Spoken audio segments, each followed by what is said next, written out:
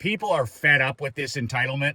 People are fed up with this kind of stuff. And in America, this is all coming to an end, right? The inmates running the asylum, it's coming to an end. So if our prime minister had any balls, which he doesn't, he would fire every fucking one of these guys. They would have been fired on Monday. Today, I'm going to tell you my punch-drunk tomato can best story of the week. Michael McLean, brassballsvideos.com.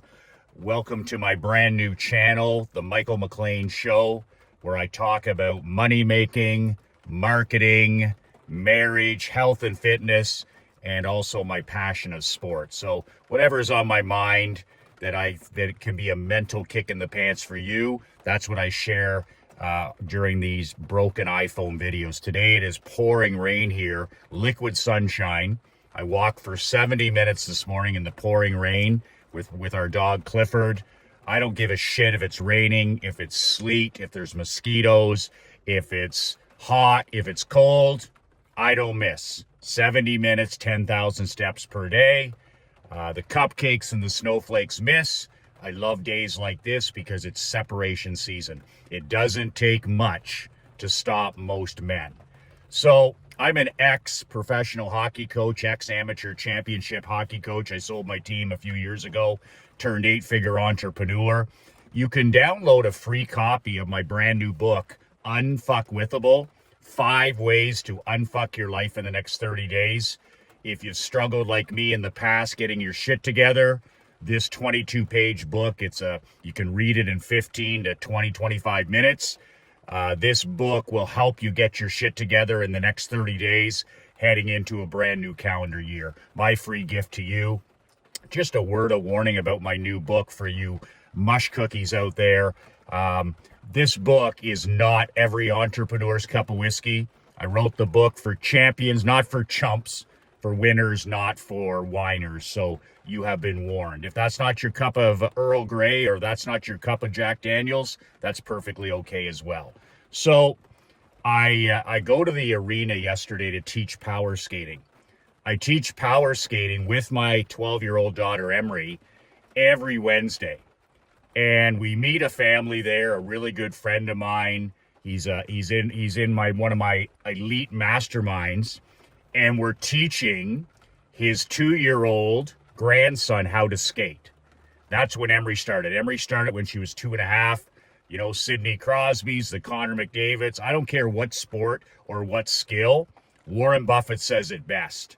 You start early, whether it's saving money, learning about money, working, doing chores. The earlier we can get our children and our grandchildren to do something, to figure it out, to teach them independence, to teach them self-reliance, to teach them that they can do difficult things, the better that child's going to be. The more self-reliant, the more they can figure things out. So every Wednesday, I get their grandson on the ice and we skate. We do skating for about 30 minutes. And we end it on a fun note. 30 minutes is a lot for a 2.5-year-old. We make it fun. He just gets, my goal as a coach is to help him love coming to the arena. Whatever I'm doing coaching, whether it's money making or marketing or tennis or pickleball or ice skating, I want the student to become passionate about it. I want them to become obsessed about it, and I want them to fall in love with doing it. If you can get your employees, your children, your grandchildren to fall in love with great things, the rest will take care of itself. If you can ignite that passion and that obsession, like reading, like if we can ignite that passion and this obsession with a voracious love of books, an insatiable appetite for reading, the rest will take care of itself. They won't have any difficulties in life. They'll be a serious student. The same with the game of chess. If we can ignite that passion, which we've done with our daughter, we didn't know anything about chess 2 years ago and never played it. And now, chess is part of our life. And it's such a powerful thing for children and grandchildren and adults. But you got to ignite that passion and that obsession in the people in your world these positive things like a passionate obsession for walking, an obsession for going to the gym, an obsession for eating clean, an obsession for writing, or an obsession for study. When you get those things going in young people, look out. The rest takes care of itself. If they don't have a love for it, they can't be any good at it. My daughter is obsessed with art. She's obsessed with writing, and she's obsessed with horseback riding. And this is the reason she doesn't play hockey, even though she was an outstanding player. She didn't love it. And if you don't love it, you're never going to be any good at it. You've got to be obsessed. It has to be something that you cannot not talk about. So that's what we're trying to do with this little guy, is get him obsessed with coming to the arena. I'm not trying to make him into the next Connor McDavid or the next Wayne Gretzky. I don't give a shit about that stuff. I want him to love physical exercise. I want him to love fitness. I want him to love coming to the rink and being with other high-performance people. And if we can do that, this kid he'll love the sport of hockey for the rest of his life, and that's the gift of obsession, of positive things. So on the other side of that coin, the punch drunk tomato cans. Punch drunk is a boxing term I learned. I was in the sport of boxing for almost a decade when I was a kid. So I was obsessed with boxing. I used to watch the Rocky movies, and I train in the basement. I had the heavy bag, the speed bag. I loved the sweet science of boxing. And this is back in the day when Muhammad Ali was at the end of his career. You had incredible fighters like Larry Holmes and Sugar Ray Leonard and all of these, like even the start of Tyson's career when boxing was actually a real sport. So I loved it. And I learned that term, punch drunk. So a person who's punch drunk is a person who's taken too many shots to the head. In other words, they can't think, they can't focus, and they've taken too many shots to the head. So you're surrounded by punch drunk adults. I call them adults in diapers. Some of your employees are punch drunk. Some of your family members are punch drunk. You might be punch drunk. If you're an iPhone junkie, you're punch drunk. If you're suffering from digital dementia, you're punch drunk. If you're scrolling 3, 4, 5, 7, 10 hours a day, you're punch drunk. If you're disconnected from your wife, your children, and you sit there on your phone after dinner, you're punch drunk. And if you can't focus on videos like this, if you can't read physical books, if you can't read newsletters, if you've got an attention span of 3 to 7 seconds, like the people with TikTok brain, then you're punch drunk. So almost everybody I meet now is a punch drunk tomato can. The civilians, the normies, the victim culture people, they're all punch drunk. You send them a text, they can't read it. You send them an email, they can't read it. You try to talk to them and coach them, they can't focus. They're suffering from TikTok brain, from iPhone brain. They're suffering from manufactured mental illness. It's not real. Their depression, their anxiety, their worry, their stress, it's all manufactured. If I got up and behave like they did in terms of technology and what I put in my body and my time on a screen and anti-social media, I'd be depressed immediately too. So it's all manufactured. So the tomato cans yesterday when I pull up to the arena to go in and help these people and help this 2-year-old is the Canadian postal workers. I'm up here north of the border until January. I can't wait to get the fuck out of here. I can't stand it here in November and December.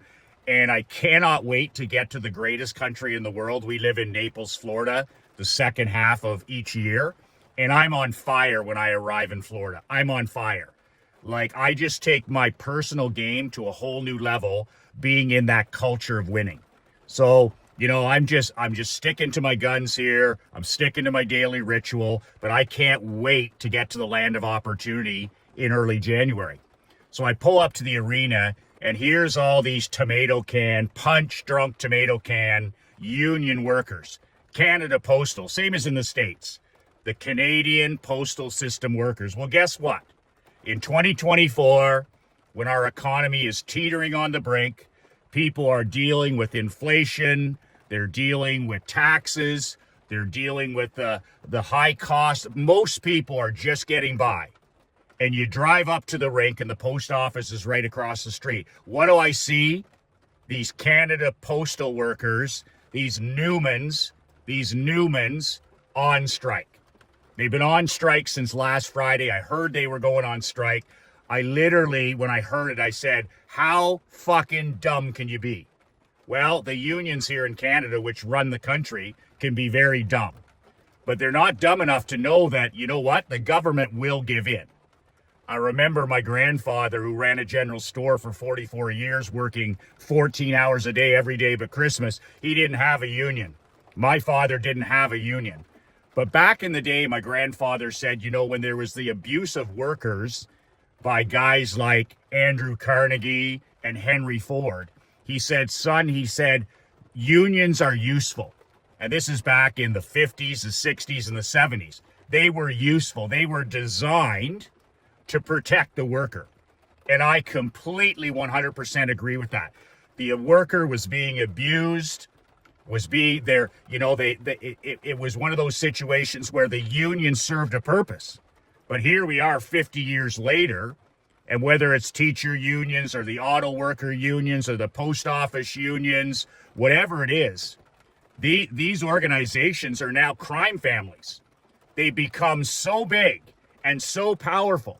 The teachers union in Ontario is the largest teachers union, the most powerful union in Canada.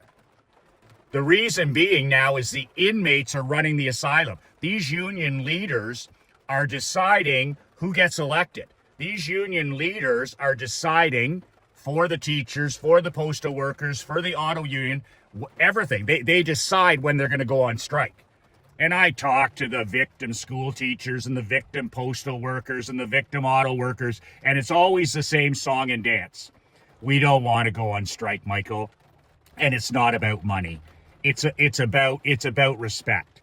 Which when somebody tells you that, just remember, it's about the money. They don't give a shit about the students. They don't give a shit about delivering your mail. They don't give a shit about putting the best vehicle on the road. They don't care about any of that stuff. All they care about is more rights, more time off, more pension, and more money. Now, in this particular case, it burns my ass more that these punch-drunk tomato cans are on strike when, you know, our economy, most people are just happy to be hanging on to a job, happy to be paying a mortgage or their rent. They're just getting by. And then you drive by and you see that these guys out and gals striking yesterday for more money. So I talked to my pal who runs a private, I repeat, private courier system. And he delivers parcels for Canada Post. Because these Newmans, they've never been in the parcel business. Parcels are too heavy for them. They don't want to deliver anything that's heavier than a letter because they're too lazy and they're too entitled and they're too selfish to do anything but letter mail. So my pal, who's 60 years old, he's been an entrepreneur for 40 years. When this strike happened on Friday, he can't get the parcels anymore at the warehouse. So they fuck a guy like him over. He's running a 3-person business, himself and 2 employees.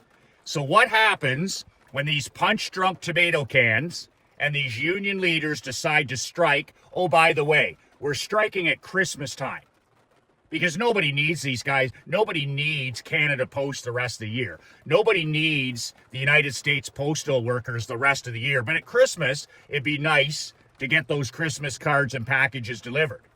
So not only are they striking for more money, more time off, more of a pension, what they do is my buddy had to lay off his 2 employees on Friday. These are young family men where they had bought new houses, and now they're laid off at the most important time of the year, November and December. That's when these guys cut their teeth. This is when they put the hay in the barn. And these unions and these workers say, fuck you, we're going on strike. So he's been out of work since Friday. Now, like in America, these Canada Post workers, it's an essential service, which it should be. So Parliament, the Canadian government, like the American government, can put these people right back to work, which they should. But here's the thing. We have such a clown show. We have such a clown show going with our government in Canada that Parliament isn't sitting right now. And they might not sit until the new year. Damn if the prime minister actually has to go to work and make some decisions. So here's the thing.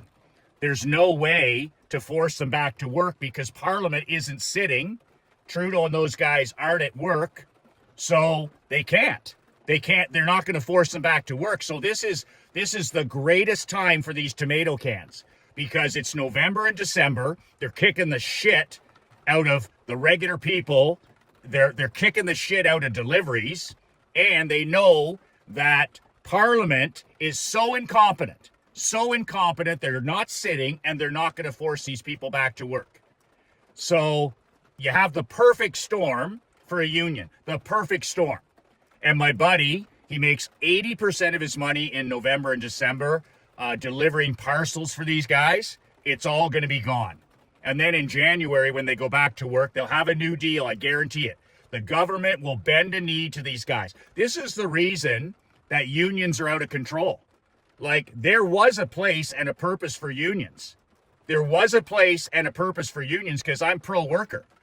But now it's got to the point where the government bends its knee every time for the teachers, for the auto workers, and for these postal workers. So I asked my pal, I said, how much do these chumps make to deliver mail? He says they're making over $30 an hour to start. $30 an hour to start. Plus pension, plus vacation, and plus personal days. Because they embrace the manufactured mental health stuff, right? So he's like, these guys have like multiple mental health days. They got 3 weeks vacation to start, $30 an hour, and they're done by almost 1 p.m. every day. So the reason I'm so passionate about this is I had a relative, my family, it goes back, they were postal workers, right? Believe it or not. And you think about it, and I remember a relative of mine. He was a Newman, right? He would deliver mail. He delivered mail for 40 years before he dropped dead in his 60s. But this guy would come into the office when I had the insurance agency, and he'd throw down the mail. He was a bitter, unhappy, addicted guy, and he hated his job. He didn't have the testicles to change his life. His dad was a postal worker. His grandfather was a postal worker. He graduated into this cushy job, walk around, put some letters in the slots. Doesn't even matter if it's accurate. Any bulk mail, put it in the dumpster. Nobody's going to hold you accountable. But he would come into our office and he hated me, right? Because I was mailing 140,000 pieces of bulk mail a month, my auto insurance flyer, 140,000 a month. And he told me, by the way, he would get a couple of pennies per flyer because he hated delivering my mail. He hated delivering the newsletters, and he would always come in. He was a victim, and he hated his job. He goes, I'm done every day by 12 noon. He says, I got to sit down there at Canada Post in the warehouse till 2 o'clock or 3 o'clock in the afternoon before I can go to the bar and drink. And he would go to the bar at the end of the day, and he'd drink himself blind, and then he'd stagger home, and then the next morning, he'd be back at the post office, 3 sheets to the wind from the night before, walk around our community delivering mail, bitching and griping, and then by the early afternoon, he'd do it all over again. And this is a guy, he wasn't making $30 an hour, he was making a lot more. And, he had a pension, his wife now has a pension. But this guy was so fucking toxic. When I'd see him coming through the door, I would head to the other room. Absolutely lazy, selfish, and entitled. And that's what you're seeing today with these postal workers. I have a friend who's a small business owner in the community, and he tells me yesterday, he says, this is when we make 80% of our money, Michael. He said at Christmas, 80%, 85% maybe. And he says, I have 30,000 flyers, physical print flyers, that I have paid for and printed, and they were supposed to be delivered this week. And he says it looks like they're not going to be delivered because they're on strike. 30,000 flyers that he's going to pay 10 cents each. They're probably 25 cents to print. And the postal workers, if they were working, get actually paid to print to deliver them. No. I said, you know what? I said I'd cancel that order. I would go all in on his TV ads, his radio ads, and his newspaper ads. And he said, you know what? He said, this is just going to prove that we don't need the mail. We can use FedEx. We can use, United Postal. We can use Amazon. We can use email. We can use television and things. So, it's never going to happen in Cupcake Canada. But, the way you set, people are fed up with this entitlement. People are fed up with this kind of stuff. And in America, this is all coming to an end, right? This is all coming to an end because the unions, the inmates running the asylum, it's coming to an end. So if our prime minister had any balls, which he doesn't, he would fire every fucking one of these guys. They would have been fired on Monday. He would have said, listen, if you decide to go on strike and you decide to literally hammer our economy, punish people, and hurt small business, we're going to fire your ass across the board. I don't care if you're a union, because the pussies say, of course, oh, you can't touch the unions. Watch what happens in America over the next year. Anybody goes on strike. So he had the opportunity to actually do some leadership and fire every one of these persons' asses.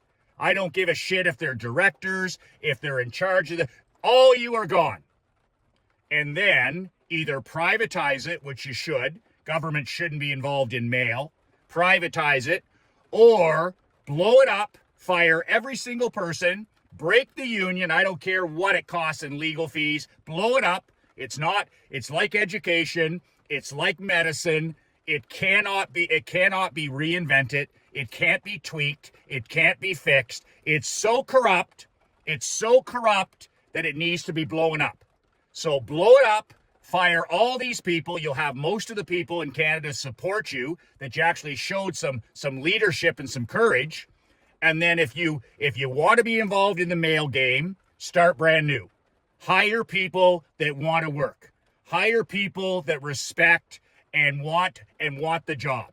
Hire people that respect and want the job. And if you ever get a swiff of a union again, shut it all down. Just shut it all down. Give them the Walton Walmart. Just shut it all down. Just close that fucking store. Treat people with respect. Pay them what they're worth. Okay? And you get a whiff of a union, shut it down. But I'd love to see Canada Post privatized, because then it's competition. Guys like my friend would hire more people and they would do the job. Another thing that they're striking over is Canada Post.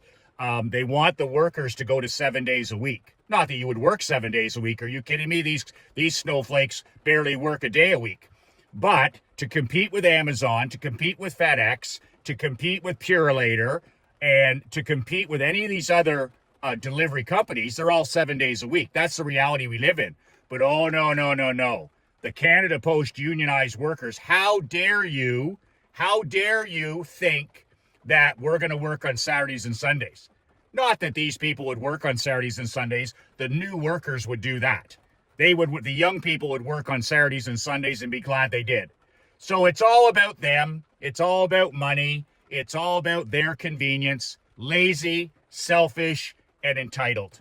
And I would fire every single one of them today, and I would start fresh. It's like building a football team or building a hockey team or building a new business. I would take a broom to the fucking place, and I wouldn't give a shit whether there was litigation. I would break the union, and then I would go about building something we're proud of, and building a company, whether we privatize it or whether the government does it again. I would blow it to smithereens, and then I would build it the right way with the right people.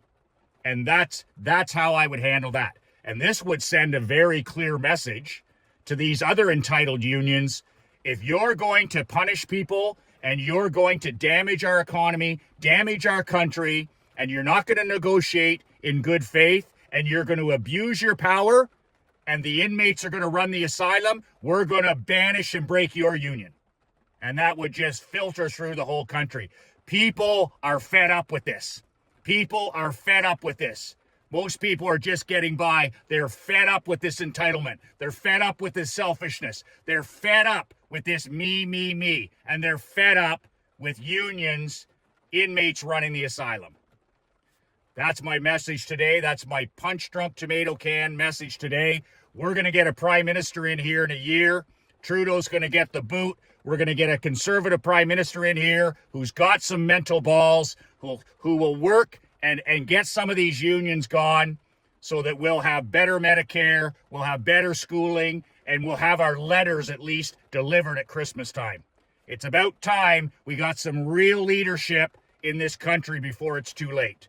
You can download a free copy of my brand new book below at brassballsvideos.com. This is a brand new channel, so I really appreciate your comments. I really appreciate you subscribing. If I'm not your cup of whiskey, I totally get that. That's perfectly okay. But if you like these daily mental kick in the pants, I appreciate you subscribing. I appreciate you liking this video. I appreciate you joining my email list and downloading my book at brassballsvideos.com. Be brave, be fierce, and be relentless.